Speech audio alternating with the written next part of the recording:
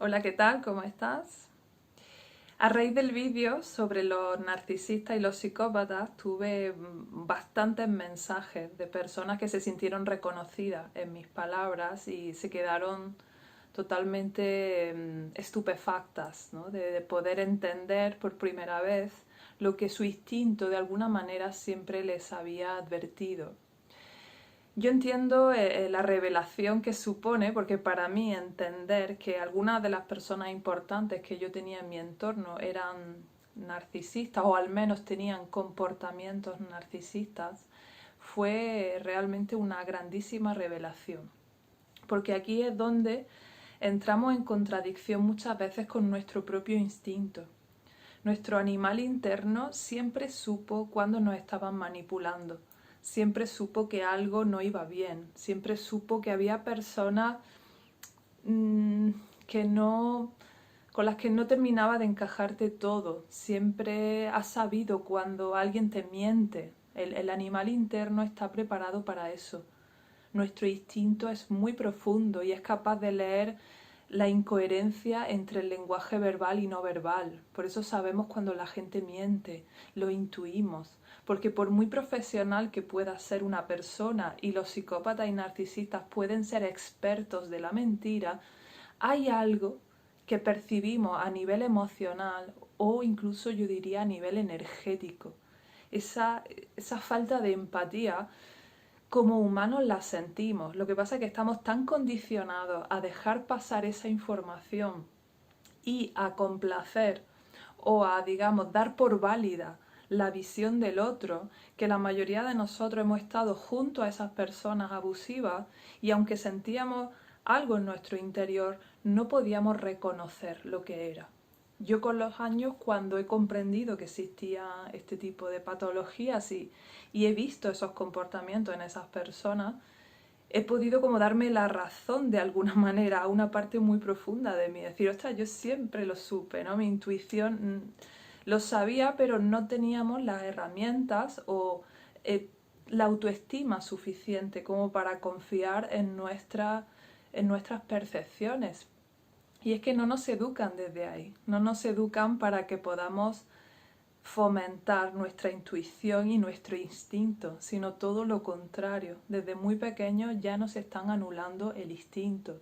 En el momento en que de pequeños no nos dejan seguir nuestros instintos con la comida, con el sueño, con las necesidades biológicas, o incluso en el colegio, cuando no se nos permite investigar con nuestra curiosidad, sino que se nos hace seguir la autoridad del profesor sin cuestionamientos, ¿no?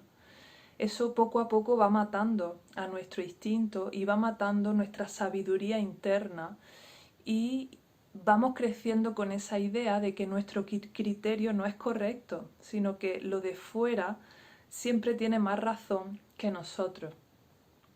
Y por eso es raro que alguien tenga buena autoestima si no se la ha currado. Es decir, la gente que yo conozco con muy buena autoestima es que viene de un proceso y de un trabajo personal, pero lo habitual no es eso, porque el cómo hemos sido educados nos ha desempoderado completamente.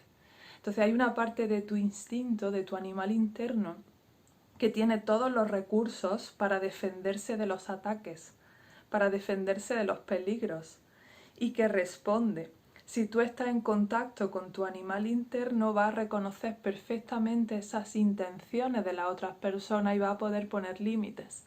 Pero si tu animal interno está con el bozal puesto, si no puede rabiar, si no puede gruñir, no te vas a dar cuenta. Y aunque en tu interior hay una sensación de malestar porque tú sabes que lo que está sucediendo no es correcto, te están engañando o hay algo que no funciona, algo que no va bien. Entonces es muy sanador reconocer este tipo de comportamientos, saber qué tipo de manipulación ejercen los demás sobre nosotros para ir sanando a ese instinto, para ir devolviéndonos esa conexión con nuestro animal interior que es realmente sanadora. Para mí esa es la base, rescatar el mamífero interno, porque mi mamífero, mi loba, mi leona, están ahí para protegerme, están ahí para hacer que mi vida sea mejor, para sobrevivir con mayores posibilidades. y no permitirme ceder cosas que son importantes para mí, como mi libertad. Sentirse mal cuando uno está enjaulado es sano, sería lo normal, porque ningún animal enjaulado, ningún animal salvaje enjaulado se siente bien. Si el animal ya nace enjaulado y se acostumbra, no se llega a sentir nunca bien, nunca está radiante como está un animal salvaje, pero de alguna manera se acostumbra, esa es su realidad.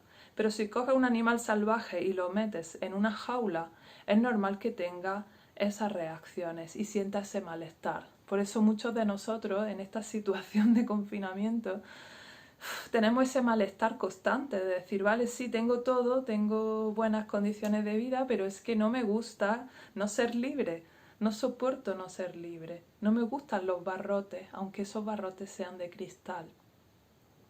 Y poder retomar ese animal mamífero interno para mí es la clave de la salud, porque va a hacer que no reprimamos la ira, que podamos protegernos y poner límites cuando sea necesario y que tengamos una autoestima sólida y profunda.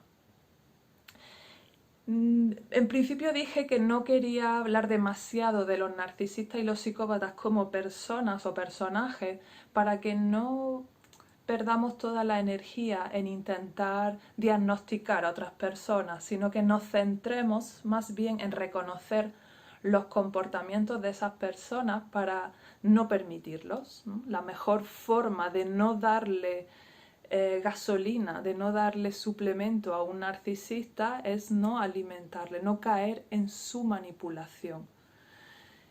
Porque realmente nunca podemos diagnosticar a una persona, nos faltan recursos para poder hacerlo y no tiene sentido simplemente ponerle la etiqueta, sino que lo importante es que yo reconozca cuándo están abusando de mí, porque a veces sí será importante para mí saber que mi familiar es de esta manera para poder protegerme, pero muchas veces esa manipulación nos va a venir desde personas del exterior. Cualquier persona que nos quiera vender algo, por ejemplo, es muy probable que use esas técnicas de manipulación.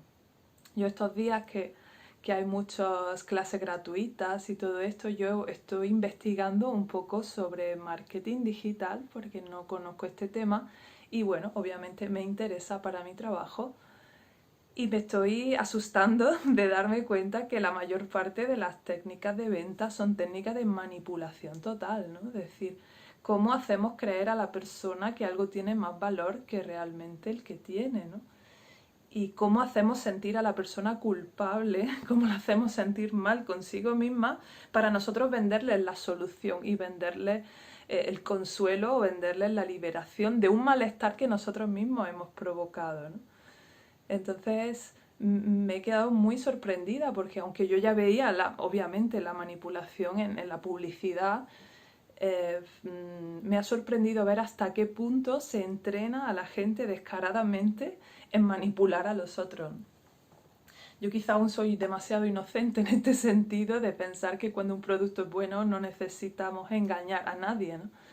Pero realmente cómo está funcionando todas las técnicas de marketing va por ahí. Es decir, cuanto más le presente a la persona el problema, ¿no? Y la haga sentir mal y culpable para tú poder darle la solución y poder al final conseguir un cliente, ¿no? Es tremendo. Por eso decía, si tú no tomas tu propio poder, si tú no tomas la responsabilidad de ti misma, de tu energía, de tu tiempo, de tu dinero, otra gente va a intentar aprovecharse de ello. Es importantísimo estar conectado al animal mamífero. Por eso hoy solo voy a hablar un poco de narcisista y psicópata y en el próximo vídeo nos centraremos totalmente en esos comportamientos narcisistas y psicópatas, en esos comportamientos abusivos para poder protegernos de ellos en el futuro. Respecto a psicópata y narcisista, que son probablemente los tipos de personas con las que más nos podemos cruzar, habría que precisar que el psicópata, digamos, es más estructural, viene, digamos, de un daño cerebral profundo, ya nace con ese chip. De hecho, se está investigando si es genético, ¿no? Si de alguna manera es un gen, es decir, la psicopatía está en un gen que se hereda. pero que de alguna manera el cerebro de esa persona funciona un poco distinto y eso ya viene como de serie. Y el narcisista no viene tocado de serie, el narcisista viene con su cerebro pleno, capaz de poder expandir sus capacidades emocionales y amorosas, pero debido a ciertos momentos de su infancia genera un vacío y una carencia tan grande que necesita crear un personaje superior a los demás para poder soportar esa distancia. Entonces, el psicópatas hay menos, pero es verdad que nos podemos cruzar con alguno en nuestra vida. Y son personas que no sienten empatía, no sienten remordimiento, no sienten culpa, solo quieren a las personas por lo que pueden obtener a través de ellas y van a hacer lo que sea para obtener sus fines. Estos son los fines justifican los medios. Entonces, mientras tú no te metas en su camino, no vas a tener ningún problema con ellos. Ahora, como alguna vez tú seas un obstáculo para uno de sus fines, prepárate, porque entonces va a ir a por ti. Por eso es importante reconocer que hay personas capaces de ese tipo de maldad y por ahora no tienen solución. Por ahora no hay nada que pueda rehabilitar a una persona así, porque viene de una estructura cerebral. Pero los narcisistas sí sienten un poco más, no tienen esa, digamos, estructura cerebral que les impida sentir el amor. Pero lo que suele suceder es que no lo sintieron en la infancia. Entonces hay una especie de contradicción en la crianza de un narcisista. Por un lado tuvo como mucha atención, pero le faltó el verdadero calor, le faltó el verdadero cariño. A veces porque la madre estaba en otra cosa o estaba la propia madre, aunque a lo mejor esté todo el día encima del niño, puede estar desconectada de sus emociones, puede no estar viviendo esa crianza de una manera placentera, con lo cual va a estar en unas emociones casi que de rechazo al bebé. Y otras veces hay madres que son como muy de estar encima del bebé, de controlar al bebé, pero no desde esa simbiosis que espera el bebé, no desde esa escucha a las necesidades del bebé, sino desde una imposición fuerte. Con lo cual el niño narcisista, por un lado, sintió vacío emocional, sintió carencia de amor en sus primeros años, pero sí que se le infló un poco la imagen, sí que se le valoró mucho desde fuera, no por sus cualidades intrínsecas probablemente, no por ser lo que era, sino a lo mejor pues por ser guapo, por ser guapa o por las notas que sacaba o por los logros o porque jugaba bien al fútbol. Como si tuvo como mucho reconocimiento o mucha atención y una gran falta de límites, como que se le dio un poco la idea al niño de tener el derecho a todo y no tener ninguna responsabilidad de nada, pero en el fondo hay como una carencia, hay un vacío emocional grande que hace que esa persona esté bloqueando sus emociones. Y de esa manera siente, el psicópata no sufre, el psicópata como está tan desconectado de sus emociones no sufre con nada de lo que sucede. Ahora el narcisista sí sufre. Hay sufrimiento interno, hay un sentimiento de carencia en el fondo tan grande que tiene que crear una imagen muy inflada de sí mismo. De alguna manera, esto es lo que llamamos el ego. El ego es un mecanismo de defensa de la propia mente que se crea como forma de escapar a un dolor, al dolor de la separación infantil. Entonces, el sufrimiento que tuvimos de niños y no pudimos sostener, nos tuvimos que crear un escape, una salida mental para poder sostenerla. De manera que todo ego es de alguna manera narcisista. Todo ego de alguna manera viene de una carencia y busca una imagen inflada de uno mismo para poder sobrevivir. Por eso es fácil que cualquier persona podamos tener esos rasgos narcisistas. Cualquier persona inconsciente tiene rasgos narcisistas en general, porque es como una característica básica del ego. Pero luego está el trastorno narcisista de personalidad, que ya es un trastorno más profundo. Ya no es simplemente un ego normal, sino que es un ego extra, es un ego muchísimo más profundo. Entonces son personas que por un lado sienten que tienen derecho a todo, sienten que están por encima de los demás, esa es su personaje, su forma de comportamiento, por eso utilizan a las personas, las necesitan porque necesitan reafirmarse constantemente en esa imagen de ellos, porque en el fondo sienten la verdad, en el fondo saben que no se sienten bien, en el fondo hay una carencia y una falta de autoestima tremenda. Y se sienten tan mal, que buscan machacar a la persona que tienen enfrente para poder sentirse mejor. Y esto es tremendo, esto es tremendo. El darnos cuenta de que a veces uno está bien y que hay una persona que tienes a tu lado que no solo no soporta que tú estés bien, sino que te va a machacar hasta que estés fatal para él poder sentirse un poquito mejor. Esto hay que entender que existe. Nos cuesta, a los que somos un poco más empáticos, nos cuesta creer que alguien pueda ser así. Pero hay que entender que esto también es un poco inconsciente. El psicópata sí actúa de forma bastante más consciente, sabe perfectamente el daño que hace, pero el narcisista es como ese niño más herido de la cuenta que actúa más por impulso y probablemente no sea tan consciente del daño que hace. Por eso los narcisistas son más difíciles de reconocer, porque a veces como sufren y los ves sufrir, pues te confundes porque crees que realmente sienten. A veces utilizan mucho el victimismo y de esa manera enganchan ahí a la otra persona, ¿no? Para dar pena y que tú los cuides y que tú los protejas y los sostengas. Y hay otro tipo de narcisistas que son los encubiertos, que son más listos todavía. Entonces, como saben que el ir de sobrado, ¿no? Que sería el narcisista un poco más visible, ¿no? Que literalmente se siente superior a los demás y lo demuestra y no tiene ningún problema en demostrarlo. El narcisista encubierto, como sabe que eso queda mal, pues tiene una imagen de falsa humildad. Va por ahí como de no, yo no, yo no, pero en el fondo sí que siente que está por encima de ti, sí que se siente con derecho a todo. Se sienten que ellos no hacen nada mal y como no hacen nada mal, todo, si pasa, si hay algún problema, la culpa es del otro, siempre, por sistema. Nunca van a aceptar nada de responsabilidad, nunca van a aceptar unas disculpas salvo que estén haciendo el papel.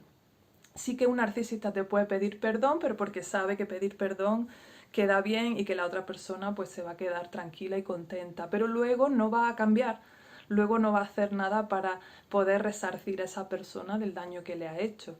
Y en el fondo, ¿por qué el narcisista no cambia? ¿Por qué no podemos esperar de esa persona que vaya a cambiar? Porque en el fondo cree que es perfecta.